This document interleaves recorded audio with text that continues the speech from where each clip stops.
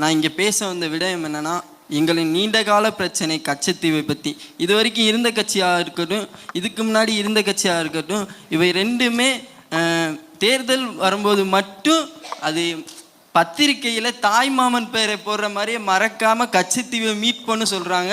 ஆனால் இது வரைக்கும் எந்த நடவடிக்கையுமே எடுக்கிறது இல்லை, அதை பற்றி பேசுகிறது கூட கிடையாது. ஃபஸ்ட்டு நீங்கள் அதிகாரத்துக்கு வந்தால் எந்த முறையில் கச்சத்தீவை மீட்பீங்க? இப்ப நான் என்ன உங்க சொல்றது?